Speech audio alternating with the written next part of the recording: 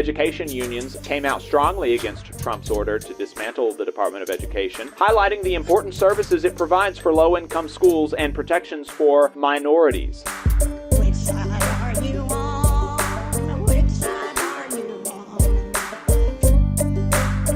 on? Let's jump right into last week in Southern labor, where we take a look at what workers in the U.S. South and the American colonies were up to from March 14th to the 21st. In new union campaigns, 88 workers at United Natural Foods Incorporated in Lancaster, Texas, filed a petition to hold a union election with the Teamsters Local 745. Workers likely pushed by their employer filed a petition to decertify the United Steelworkers USW Local 643 as the union representing 8 workers at Phillips 66 in Savannah, Georgia. 51 workers at Collins Aerospace in Jacksonville, Florida, filed a petition to hold a union election with the IAMAW. 11 workers at Starbucks in Fairfax, Virginia, filed a petition to hold a union election with Starbucks Workers United. In election results, the Teamsters, Local 823 in Springfield, Missouri, disclaimed interest in representing a unit of 5 workers at Mondelez Global in a decertification petition, meaning the union no longer represents those workers. 18 workers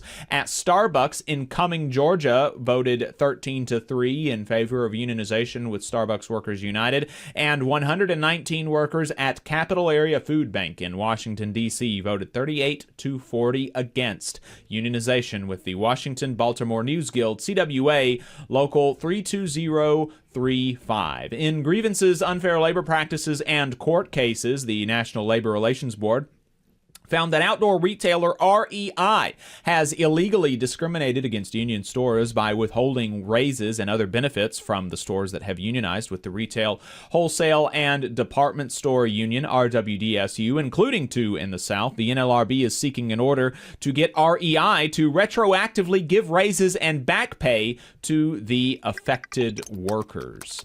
The Trump administration's a federal appeals court has refused to block a lower court order to reinstate wrongfully terminated federal workers, meaning that the order is still in effect and workers are being rehired as we speak. The Professional Air Safety Specialists, PASS, a union of workers at the FAA, are celebrating the reinstatement of 132 probationary employees at the agency. In strikes and bargaining updates, UAW Local 848 in Red Oak, Texas, is beginning contract negotiations with Carbon Aerospace.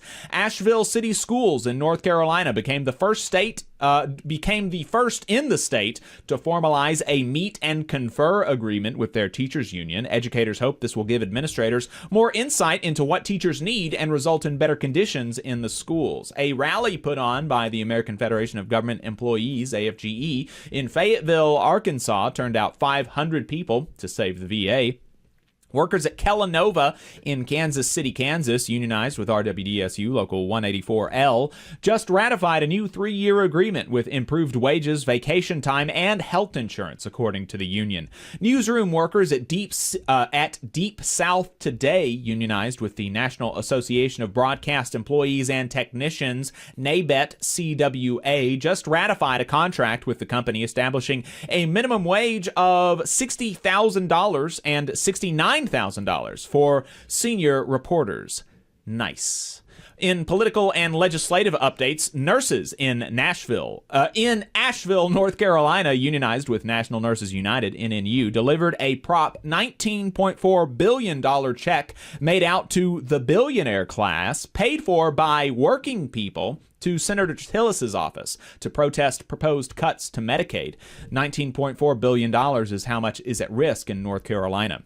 Nurses in Austin, Texas did the same thing at Senator Cornyn's office with a $57.3 billion check. Cecil Roberts, president of the United Mine Workers of America, UMWA, has an op-ed out opposing the ending of the civil service protections for new hires in West Virginia state agencies.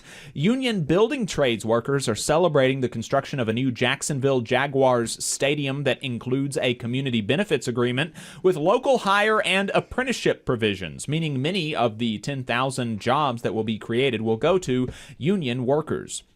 Hey, 5 seconds. Just wanted to say that this is only possible because of our donors. If you want to see more of this, then consider donating yourself at tvlr.fm/donate. Drivers and riders are continuing to fight a potential cut of almost half of the routes of the Kansas City Area Transportation Authority.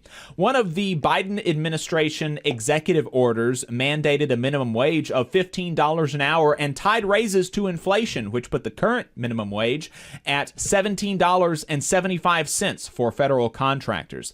It also incentivized the use of apprentices to broaden pathways to good jobs. Trump last week rescinded this executive order, which will likely mean a significant wage cut for thousands of workers on federal contractors.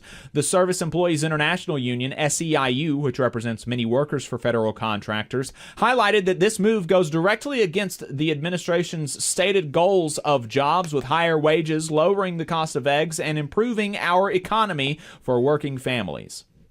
After about a year of refusing to answer reporters' inquiries, Inside Climate News has uncovered a letter from Alabama's Surface Mining Commission to federal regulators that said methane gas from the Oak Grove mines likely caused the explosion and death of a community member. Lee Hedgepeth broke the story and also reports that the mine ended 2024 with a record 870 safety violations and orders, according to the Federal Mine Safety and Health Administration, totaling more than $1 million in penalties. So far, nearly 790,000 of those penalties have gone unpaid. Alabama's school choice law, which is not universal yet and prioritizes low-income students, is already mostly going to people who are already sending their kids to private school and homeschool.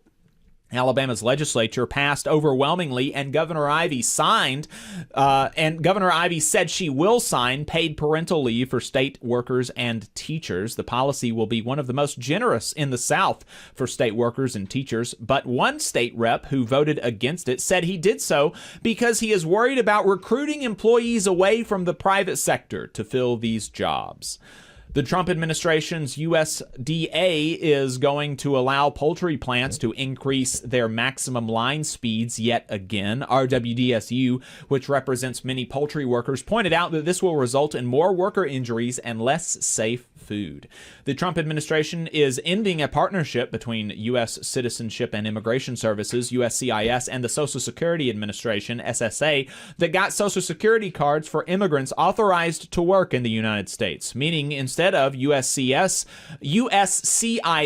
processing those applications in bulk, now those immigrants will have to visit SSA field offices in person, potentially seeing as many as 75,000 more people visiting SSA field offices every single week as SSA closes field offices and reduces staff. A federal appeals court refused to block a lower court order to reinstate wrongfully terminated federal workers, meaning the order is still in effect. Thousands of cases are untouched at the U.S. Department of Education due to the significant job cuts, including cases involving disabled children attempting to access support services. Education unions came out strongly against Trump's order to dismantle the Department of Education, highlighting the important services it provides for low-income schools and protections for minorities. The Veterans Affairs Administration announced that